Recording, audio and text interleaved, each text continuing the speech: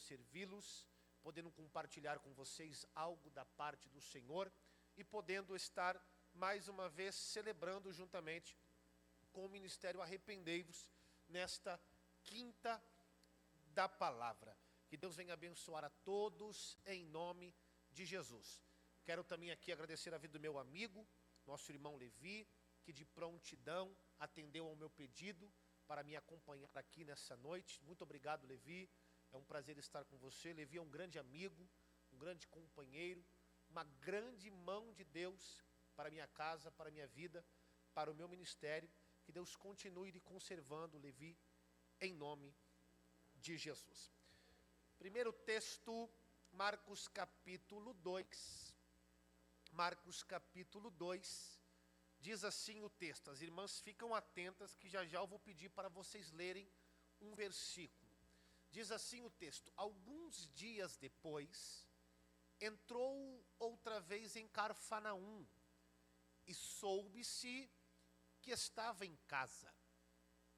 Logo se ajuntaram tantos, que nem ainda nos lugares junto à porta cabiam, e anunciava-lhes a palavra.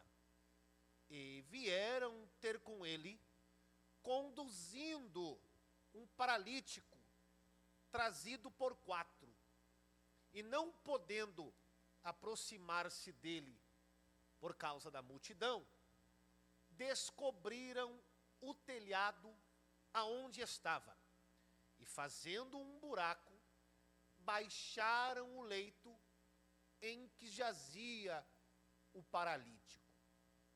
E Jesus, vendo a fé deles, disse ao paralítico: filho, perdoado estão os teus pecados. E estavam ali assentados alguns dos escribas que arrazoavam em seus corações, dizendo: por que dizeste assim blasfêmias? Quem pode perdoar pecados, senão só Deus? Por gentileza, coloque para mim na tela o verso de número 4. Verso de número 4. Verso de número 4. Perdão, verso 3. Desculpe. Verso 3. Eu gostaria de pedir que só as irmãs lessem esse verso no toque do 3. Pode ser? Combinado? 1, 2, 3.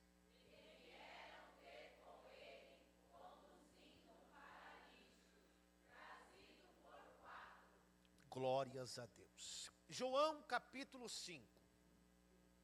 João capítulo 5 diz: depois disto, havia uma festa entre os judeus, e Jesus subiu a Jerusalém. Ora, em Jerusalém, próximo à porta das ovelhas, um tanque chamado em hebreu Betesda, o qual tem 5 alpendres. Nestes jazia grande multidão de enfermos, cegos, mancos e ressecados, esperando o movimento das águas.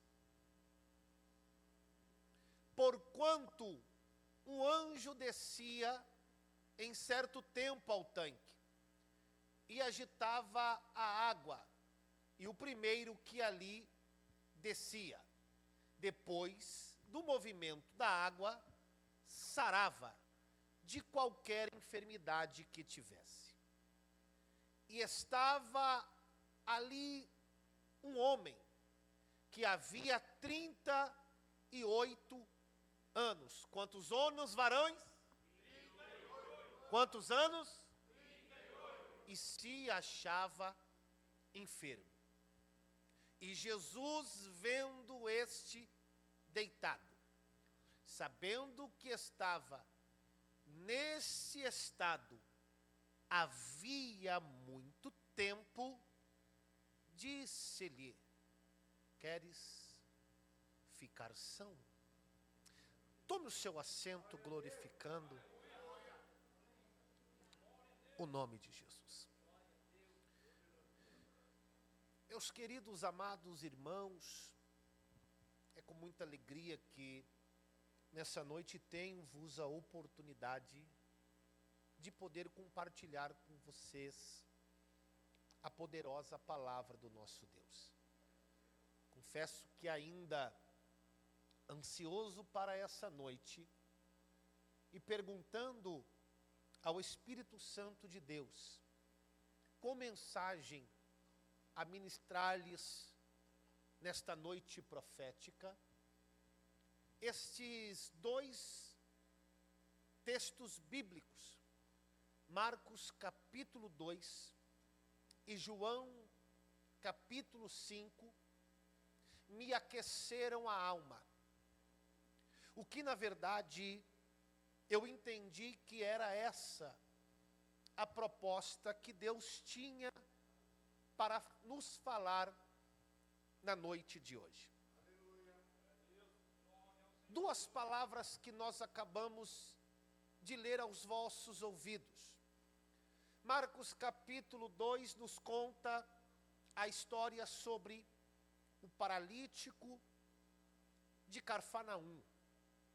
Enquanto João, capítulo de número 5, vai nos contar a história do paralítico do tanque de Betesda. Duas histórias quase que idênticas, quase que comuns, mas há diferenças nessa história.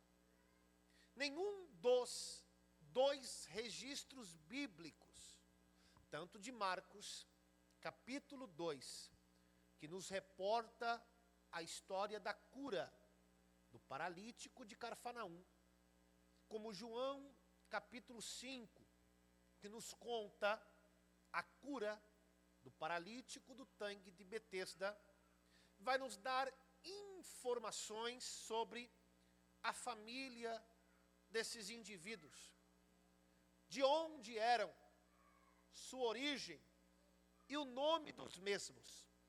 A única informação que nós teremos é que ambos são paralíticos. Ambos estão desprovidos de mobilidade. Ambos são totalmente dependentes da ajuda de terceiros. E é claro que para nós entendermos um pouco mais a fundo, em uma leitura bíblica, eu preciso entender, eu preciso compreender, eu preciso, meu querido amado irmão Levi, me conectar com a história, como também no seu tempo, como também em todo o seu conceito social, político, religioso e, por que não, até mesmo econômico. Mas dentro de uma perspectiva social, não é a mesma estrutura que nós temos hoje em uma sociedade moderna. Sociedade onde se ensina, se educa, se aplica a proposta da inclusão. É um dos assuntos mais comentados. A ideia de incluir os menos favorecidos. Hoje a nossa sociedade está adaptada. Desenvolveram acessibilidades para pessoas com deficiências, guias rebaixadas, rampas de acesso, vagas de estacionamento, sempre tentando incluir e dar um espaço físico devido a pessoas que carregam alguma dificuldade, seja ela física, seja ela intelectual. Mas quando eu olho para a história da Bíblia, a sociedade não tinha esta mentalidade. A sociedade não tinha essa preocupação com quem carregava alguma debilidade, ou até mesmo alguma deficiência física.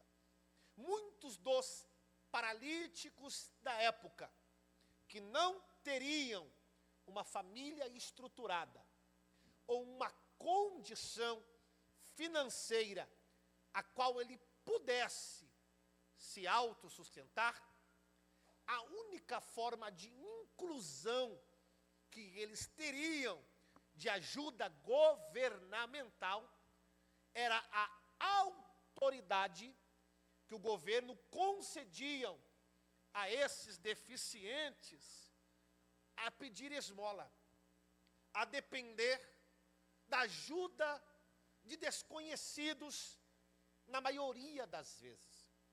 A nossa mentalidade hoje vem dentro de um outro viés, vem dentro de uma outra educação. Mas esses, no tempo bíblico, eram completamente esquecidos, eram completamente descartados, eram completamente marginalizados. Isso eu trago dentro de um preconceito social.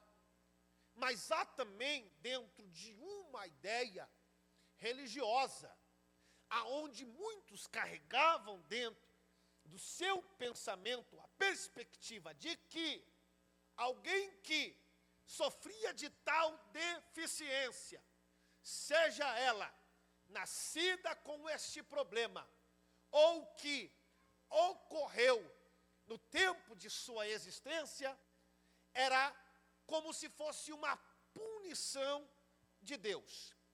Se uma criança que havia nascida, e quando a palavra do Novo Testamento faz menção ao paralítico, traz uma conotação de ressecados. Por que ressecados? Pelas pernas não ter musculaturas, não ter nervos, elas ser quase que atrofiadas, desconjuntadas, desnutridas, meu querido pastor Samuel. Se uma criança viesse nascer com as suas pernas deformadas, carregava-se um pensamento de que possivelmente, esse era a mentalidade da época, que os seus pais poderiam ter pecado, e por causa do pecado de seus pais, a punição agora veio sobre a determinada criança. Esse era o pensamento da época. Qualquer pessoa que sofria de uma paralisia, de um problema físico, ele era não somente rejeitado pela sociedade, como também ele era descriminalizado pela religião. Marcos capítulo 2 nos conta a história de quando Jesus agora retorna à cidade de Cafarnaum. Cidade essa onde o nosso Senhor estabeleceu como a sua residência. Após ele se apresentar, o seu ministério público, e sair das regiões da Galileia, especificamente de Nazaré, Jesus agora vai morar na cidade de Cafarnaum. Cidade essa aonde moravam o maior número de seus alunos. E nisso eu me refiro a Pedro, a André, a Tiago e a João. Quando o texto nos informa que Jesus está em casa, possivelmente retornando de uma de suas cruzadas evangelísticas, de uma de suas viagens missionárias, Jesus já tinha uma fama ministerial muito popular. As grandes multidões seguiam. As grandes multidões sempre procuravam estar atualizadas, informadas, muito bem situadas, de onde Jesus estaria. E não é à toa que o texto vai nos dar a informação que quando Jesus chega em Cafarnaum, ele vai para a sua casa. Não demorou muito para rapidamente se formar uma multidão. Não demorou muito para rapidamente se formar uma grande massa de pessoas sedentas para receber um milagre, para receber uma palavra, para receber uma cura. E aqui eu já começo a liberar a primeira palavra profética para o ministério arrependei-vos. Casa que tem presença de Jesus é casa cheia. Casa que tem presença de Jesus é casa abençoada. Casa que tem presença de Jesus não tem hora para tocar telefone, não tem hora para tocar campainha. Sempre alguém vai ligar, sempre alguém vai chamar, sempre alguém vai bater na porta dizendo: ei, tem Jesus aí, eu preciso de um milagre. Tem Jesus aí, eu preciso de uma cura. Tem Jesus aí, eu preciso de uma provisão. Então eu já começo a compartilhar com você, que almeja, que anela e que deseja exercer um ministério para o reino de Deus. Não dá para esconder endereço. Sempre haverá alguém, independente de dias, independente de horas, independente de comemorações, alguém vai bater na sua porta e dizer: eu preciso de uma oração, eu preciso de um abraço, eu preciso de uma ajuda. Eu tenho certeza que os obreiros aqui já tiveram que de repente sair no decorrer da madrugada, porque alguém estava endemoniado, alguém estava possesso, e no meio daquele desespero: pastor, vamos lá, eu preciso, pastor. Talvez em uma festa, em um momento de comunhão, talvez em uma comemoração, na hora do parabéns do bolo para o filho, o telefone tocou e alguém dizendo: eu preciso de um socorro. Casa que tem Jesus sempre será muito bem frequentada, sempre será bem visitada. A multidão aflora, a multidão preenche todos os espaços, a ponto de que nem na porta cabia gente. O texto vai dizer que agora um homem paralítico é levado até Jesus. Esse homem não foi até Jesus sozinho. Nós não veremos registros bíblicos de que ele pediu para os seus amigos o levarem a Jesus. A única informação que temos é que esse paralítico foi levado até Jesus por 4 amigos. Isso aqui é muito importante. Isso aqui é muito profético. Porque a gente, pastor Samuel, às vezes estamos tão dependentes de milagre, sem perceber que às vezes nós somos um milagre para alguém.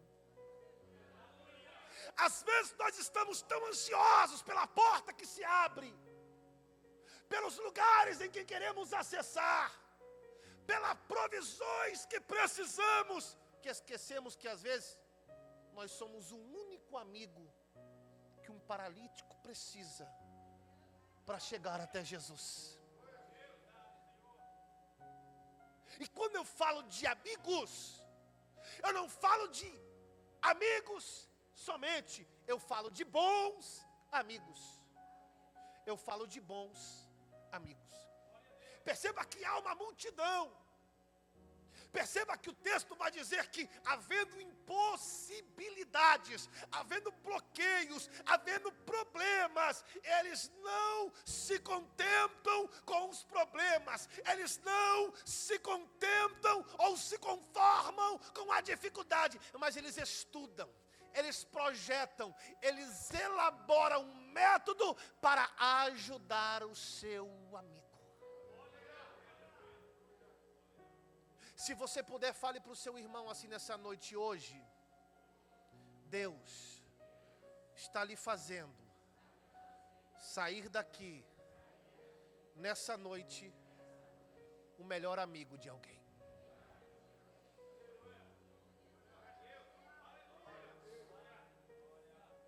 É isso que precisamos entender. Parar de perceber que, enquanto você está aqui, você se locomoveu, você conseguiu vir, você conseguiu se movimentar, você conseguiu chegar, mas existe alguém sem mobilidade, sem força na perna, sem até mesmo o conhecimento, desejo e convicção de que ele pode chegar até a presença de Jesus. A mão de Deus me trouxe aqui nessa noite, e a palavra que Deus tem a nos liberar é tempo de eu levantar bons amigos para uma geração. É tempo de eu levantar pessoas que não se contentam com dificuldade, que não potencializam problemas, que não abrem mão na primeira luta, mas que projetam, que estudam, que elaboram a melhor forma de ajudar, de solucionar o problema daquele que está debilitado. Precisamos ser bons amigos. Precisamos não somente ter uma palavra, mas pensar na solução. Precisamos não somente ter um alívio, mas ter de fato a resolução de todo o problema. Perceba que esses quatro, eles se deparam diante de uma dificuldade. Não tem como, e é claro que a maioria das vezes, que quando não é sobre o meu problema, não há tanto esforço. Quando não é a minha luta, não há tanta aplicação. Quando não é eu que estou sentindo a dor, não há tanto investimento.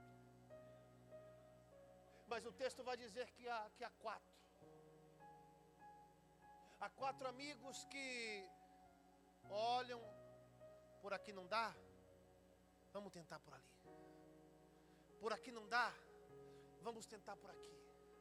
Por aqui não dá, vamos tentar pela rua de trás, mas uma coisa não dá para desistir, não dá para parar, não dá para abandonar. Nesta noite a mão de Deus me trouxe aqui, se você puder, levante bem alto, se possível levante as duas. A mão do Senhor está tocando no teu coração. É tempo de entender que o Senhor está te levantando para ser um bom amigo, um bom companheiro.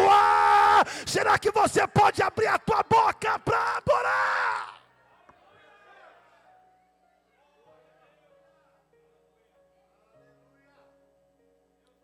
Fale para o seu irmão assim: nesta noite, Deus está lhe fazendo um bom amigo.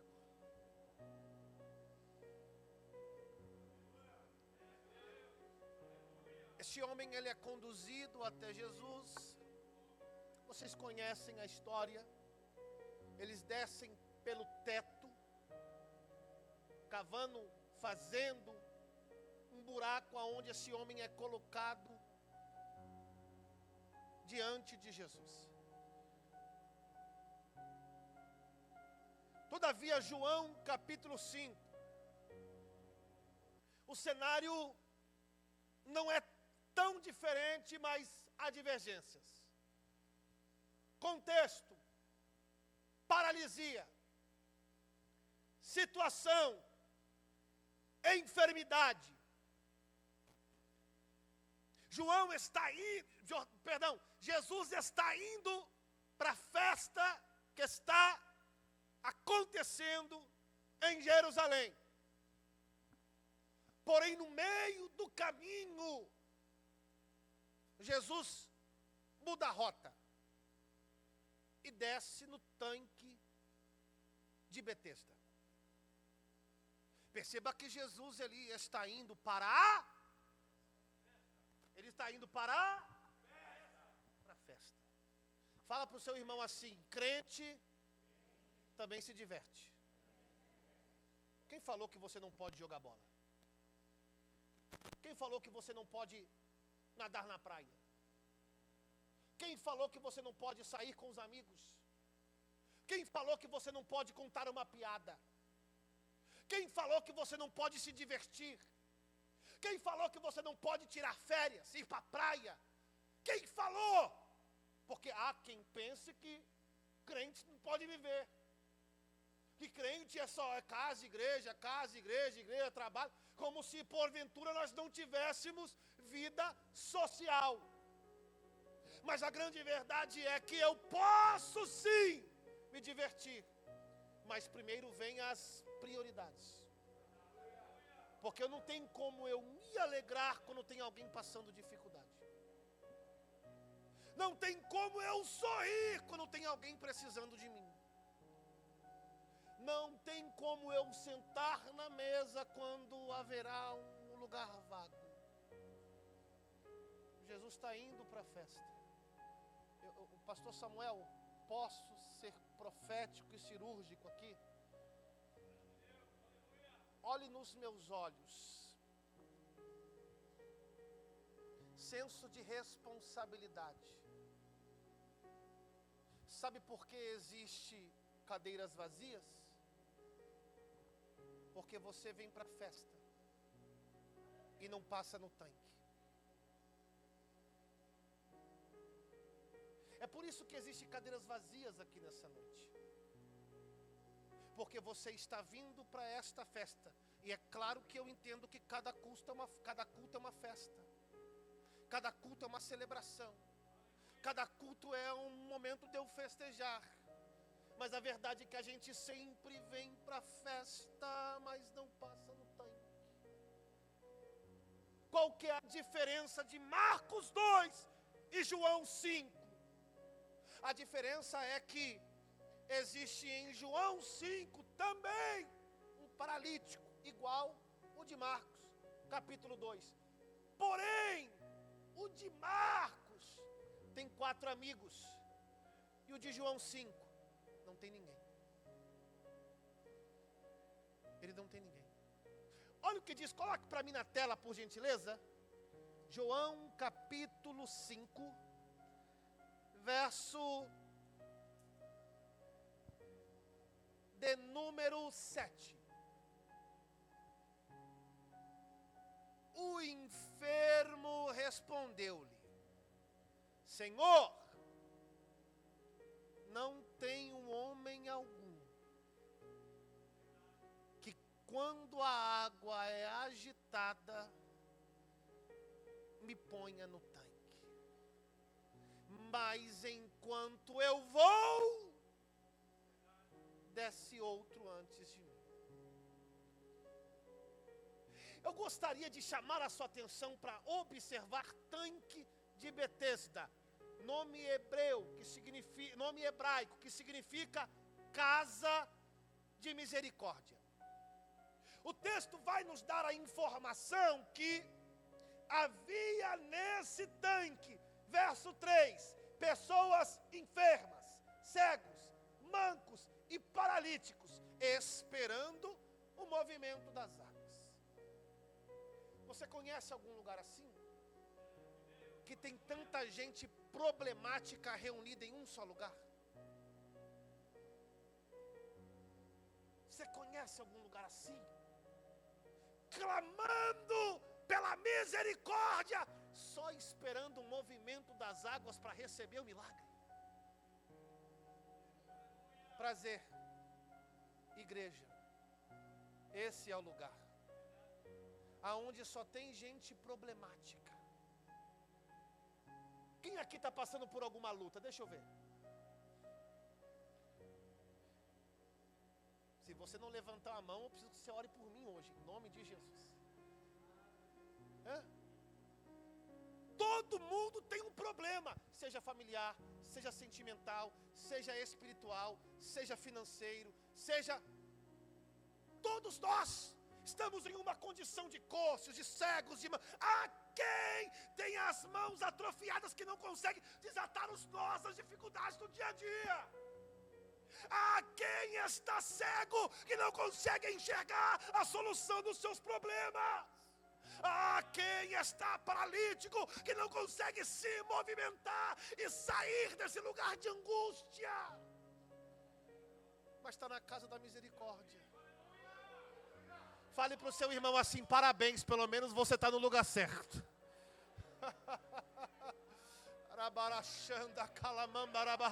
Esse lugar não é outro senão a casa de Deus, irmão. Pelo menos você não foi para o fundo da cachaça. Pelo menos você não foi para a carreira da cocaína. Pelo menos você não foi para o baile, para a prostituição. Ainda bem que o teu endereço foi a casa da misericórdia. Será que tem alguém que pode abrir a boca e adorar? Abrir a boca e adorar.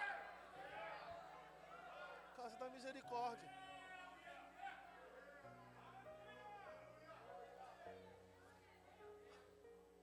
Mas a grande verdade que, olhe para cá, olhe para cá.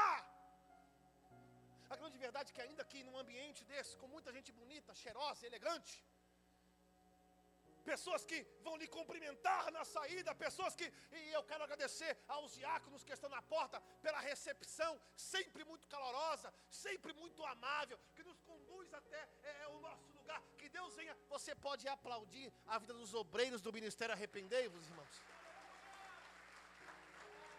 Que Deus venha abençoar todo o corpo de obreiros dessa igreja em nome de Jesus. Mas a grande verdade é que ainda com toda essa atenção, às vezes, na maioria delas, se sentimos sozinhos. Se sentimos sem ninguém. Pastor Samuel, por mais que nos liguem, por mais que nos abracem, por mais que nos perguntem como nós estamos, em uma grande parte da nossa vida, vamos se sentir sozinhos. Carregamos dentro de nós esse sentimento de atenção 24 horas. Carregamos em nós o sentimento de termos sempre a prioridade de Deus. Jesus está indo para a festa, mas primeiro ele atende prioridades. A grande verdade é que não diferente do tanque de Betesda, há equívocos de nós aqui também. Porque o tanque de Betesda havia uma mística. E a mística é que toda vez que as águas balançassem, quem pulasse primeiro no tanque era curado. Primeiro que acessasse a água, recebia a cura. Eu não vou me ater aos fatos, do detalhe, porque as águas se movimentavam. Eu teria que trazer aqui um pouco da historicidade, da construção do aqueduto do rei Ezequias, que passava por baixo do tanque, que toda vez que era lavado o templo, e o sangue que antes corria do sacrifício, o sangue do sacrifício, que corria pelas escadarias de Jerusalém, depois da construção de Ezequias, começou agora a descer pelos aquedutos, deixando uma cidade mais limpa. É por isso que as águas do tanque se movimentavam, toda vez que descia sangue pelo aqueduto. Mas a grande mística é que, vamos dentro de um raciocínio lógico, acerca de um Deus racional, benéfico, benevolente e longâmino. Havia, pastor Samuel, quem tinha recursos, pessoas que tinham suas enfermidades e compravam, pagavam, alugavam lugares na beira do tanque. Contratavam homens fortes, robustos, para rapidamente que as águas levantassem, jogassem ele na água primeiro. Eu não consigo aceitar um Deus que trabalha dentro dessas repartições de quem paga mais. Deixa eu dizer uma coisa para você: milagre não se compra, milagre se provoca. Se você puder, pegue na mão do irmão que veio do seu lado nessa noite, o da esquerda, o da direita, balance a mão dele e fale para assim: milagre não se compra, milagre se provoca.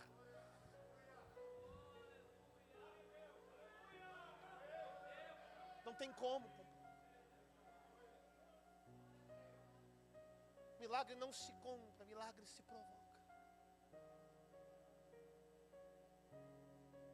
Não é sobre quem chega primeiro, é sobre quem chegou a vez. Você consegue entender isso? Não é de fato uma fila de espera, mas é sobre a prioridade de uma necessidade. Porque tem gente que pensa que só por estar aqui há tanto tempo é mais merecedor do que quem está chegando agora. Não é sobre essa demanda de tempo, de espaço. É sobre o que no céu é tido como necessidade e prioridade. E o grande e lindo que agora vem Jesus, nesse lugar de tantas pessoas problemáticas, tem alguém que se sente sozinho. E aqui está a grande utopia e equívoco da nossa existência. O problema é quando você pensa que Deus nunca te viu nesse lugar de luta, que Deus nunca te viu nesse lugar de lágrima, que Deus nunca te viu nesse lugar de solidão. A única diferença de Marcos 2 e João 5 é que existe um que tem alguém, amigos, para levá-lo até Jesus. João 5, existe um que não tem ninguém para levá-lo até Jesus, mas existe um Jesus que vai em direção até ele. Eu não sei qual é o estado que você se encontra aqui nessa noite. Talvez o céu te trouxe aqui para dizer: ei, amigo, acorda. Tem alguém precisando da tua ajuda. Tem alguém precisando da tua mão. Tem alguém precisando do teu incentivo. Mas o mesmo Deus está dizendo talvez para alguém que não tem ninguém na caminhada, que se sente sozinho. Nesta noite Deus disse: eu estou indo em sua direção. Eu estou indo em encontro. Será que você pode abrir a tua boca para adorar?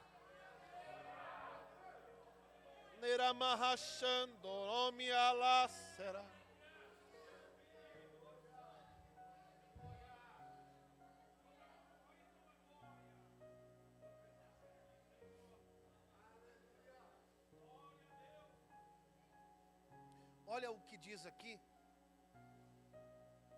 verso número 5. E ali estava um certo homem que tinha uma enfermidade. Com quantos anos, varões? Eu pedi para as mulheres ler para o paralítico, que tinha 4 amigos, porque elas sempre andam em conjunto, né? Agora o que sobrou para os varões? Velho e sozinho. 38 anos e sem ninguém. Escute muito bem. Ele está 38 anos nessa condição. Não sabemos se ele nasceu com essa deformidade ou se aconteceu no decorrer da sua existência. Todavia, Marcos capítulo 2, Jesus olha diante dos fariseus para o paralítico e antes de liberar a cura, Jesus disse para o paralítico: os teus pecados estão perdoados. Porque antes de Jesus te curar, olhe para cá, porque antes de Jesus te curar, primeiro Ele vai tratar a causa.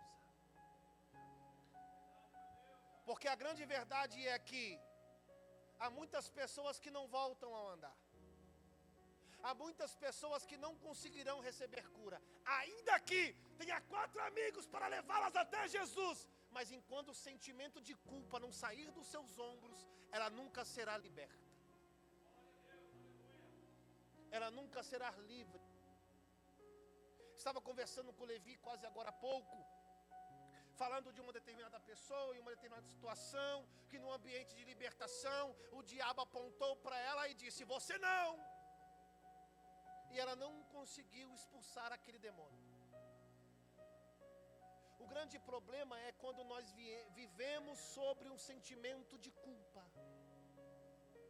sem entender que a graça de Deus, ela é tão extraordinária, que Paulo vai dizer aos romanos, que nem a altura, nem a profundidade, nem principado, nem potestade, nem criatura alguma nesse mundo poderá nos separar do amor de Cristo Jesus.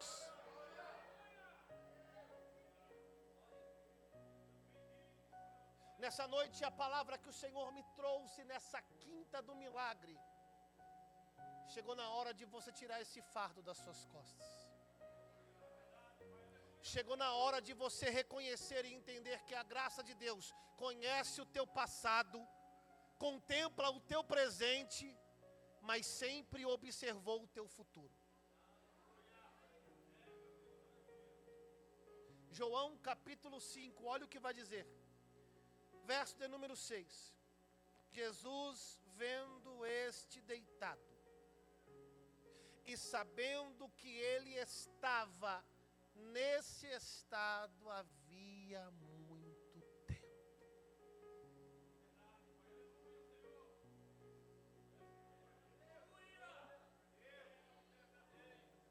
Nós estamos falando de alguém que declara da própria boca: eu não tenho ninguém, o próprio Deus diz, mas eu sempre te vi. Eu sempre estive com você. Mas ninguém me estendeu a mão, mas eu sabia a hora certa de trabalhar. Mas ninguém me abriu uma porta, eu sabia a hora certa de me apresentar por você. Mas por que demora tanto para acontecer? Eu sabia o momento ideal de realizar o milagre na tua casa, na tua vida, na tua família, na tua história. Se coloque de pé em nome de Jesus.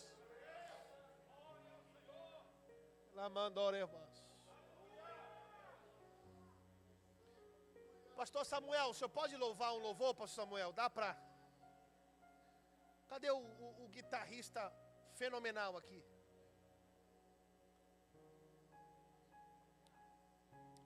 O Senhor me trouxe aqui nessa noite para dizer para você que você nunca esteve sozinho.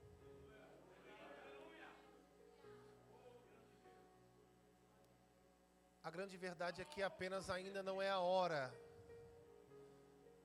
do milagre ser manifesto na sua vida.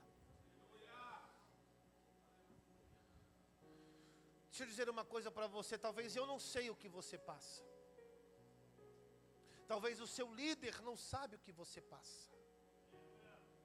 Talvez nem o seu companheiro, nem quem mora no mesmo teto que você, sabe o que você passa. Mas eu quero dizer que Jesus sabe não só o que você passa, mas há quanto tempo você está nessa situação.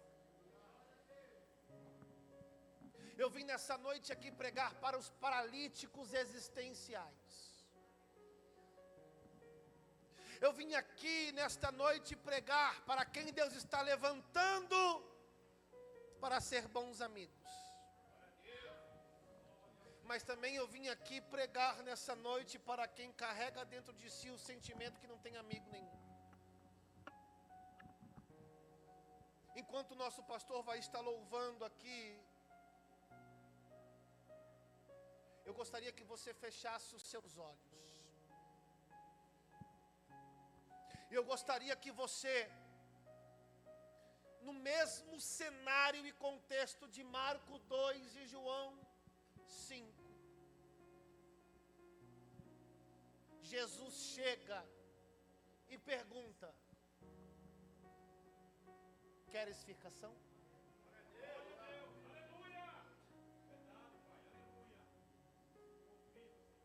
É tão fácil para Jesus resolver o teu problema.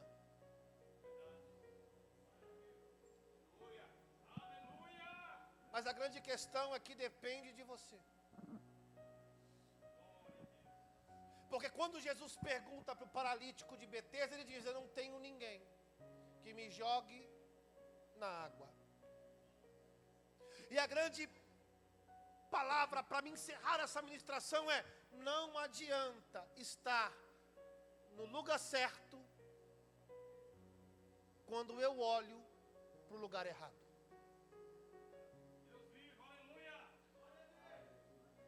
Não adianta eu até estar no lugar do milagre, mas quando eu espero o resultado da água e não de Jesus. Está pronto aí, meu pastor? Feche seus olhos, por favor. Jesus está aqui. A dor Feche seus olhos, por favor. de procurar e não achar uma saída. Eu gostaria que você nesse momento se É tão concentrasse. sofrido ver alguém perder a vida. Se conecte com Deus essa noite. O desespero toma conta do coração. Talvez é você hoje que precisa orar pelo paralítico que você deixou lá fora. A dor Ore por esse alguém. deixe chamar a petição. Talvez esse não irmão, respondida. talvez esse pai, talvez essa mãe, talvez é esse de cônjuge, esperar e ver a vida talvez esse filho destruída que você gostaria que estivesse aqui e não está. e concluir que não existe Eu te mais convido nessa noite, o pega que na ponta da maca, fazer. traga ele para esse ambiente. Traga ele para esse ambiente. Mas ele vem aí Ore pela vida dele agora. e vem pra decidir. Talvez esse amigo, essa amiga. Se o teu caso está perdido, Ore pela vida dele ele agora. faz o impossível. Porque ele tem. Pois ele tem poder. Ele te faz vencer. Ele é o teu amigo. Sim, ele é o teu amigo. O teu nome é. O teu nome é Jesus Cristo. Quem acredita que foi ele? Sim, foi ele que apareceu depois de 4 dias que Lázaro morreu. Naquela tumba fria já não existia uma esperança, uma solução. Sim, foi ele mesmo que falou que ele é a vida e a ressurreição. Quando ele disse: Lázaro, sai para fora, ele surpreendeu aquela multidão. Ele vai além da medicina. Ele vai além da medicina. Ele vai além da medicina. Quando ele estende a sua mão. Quando já não tem saída. Quando já não tem saída. Quando a morte vence a vida. Quando a morte vence a vida. Ele ainda tem a solução. Talvez você que pensa que está sozinho. Mas ele vem aí. Talvez e vem pra você decidir. que pensa que ninguém sabe do que você está passando. Se o teu caso está perdido. Talvez você pensa que não tem solução. Faz o impossível. Que não tem resultado. Pois ele tem poder. Ele te faz vencer. Sim, ele é o teu amigo. O teu nome é Jesus Cristo. Sim, seja renovado por Deus agora aí, ó. Que apareceu depois de 4 dias que Lázaro morreu naquela tumba. Seja renovado pela mão de Deus aí, ó.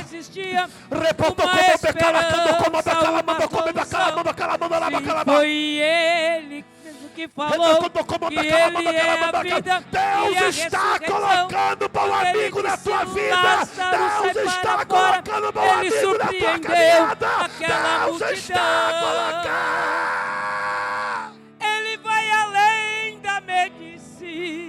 vai chegar diante de você, Ele vai. Quando Ele estende a sua mão, quando já não tem saída, quando a morte vence a vida, Ele ainda tem a solução. Ele vai além da medicina. Quando Ele estende a sua mão, quando já não tem saída, quando a morte vence a vida, Ele ainda tem a solução. Ele ainda tem a solução. Ele ainda tem a solução. Você que pode, aplaude ao nome de Jesus. Aleluia. Tome o seu assento, glorificando o nome do Senhor. Aleluia. Fale assim para o seu irmão: Jesus sabe o que você está passando. Todos nós temos problemas. A grande verdade é que nessa noite a pergunta é: quem é você? Quem pensa estar sozinho, ou o amigo que Deus quer usar para levar a maca de alguém? Que Deus continue abençoando a todos. Eu quero fazer um agradecimento aqui do meu amigo pastor Samuel, irmão Levi. Levi é um grande amigo, irmãos. Pastor Samuel, hoje quase que eu não venho estar aqui com vocês. Quem aqui já sabe, eu tenho uma família pequena, né, irmãos? 8 filhos, pastor. Não é fácil dar conta de 8 filhos, viu? São 10 pessoas lá em casa. Eu confesso que essa semana foi uma semana muito cansativa. Estou com 2 adolescentes lá, irmão, que não é brincadeira. Eu mal acabo de resolver um problema de um, já vem o problema do outro. E hoje, pastor Samuel, eu acordei de manhã, eu não tinha nem o dinheiro para vir aqui. Eu ia ligar para o pastor Barbosa para reagendar ou enfim. Porque às vezes nós também pensamos que estamos sozinhos. E de repente o Levi. Liguei para o Levi. Levi mora em Santo André, não é meu vizinho. Ele mora em Santo André. Eu moro em Mauá, já divisa com Ribeirão Pires. Levi, estou precisando ir aqui num compromisso, você consegue me levar? O Levi não pensou em 2 vezes, falou: que hora você precisa estar lá? Ele não perguntou aonde era. Ele não perguntou a distância. Ele não perguntou se eu ia custear alguma coisa. Ele só perguntou: que hora você precisa estar lá? Vamos sair que horas? Eu gostaria com muito carinho, irmãos, que você aplaudisse a vida do Levi.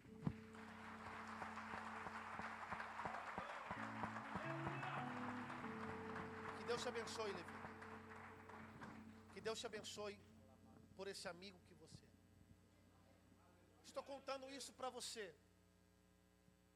para que você saiba que assim como eu às vezes penso que estou sozinho, nós nunca estamos sozinhos. Deus sempre tem alguém para ajudar, levar a nossa maca. Que Deus te abençoe em nome de Jesus. Muito obrigado.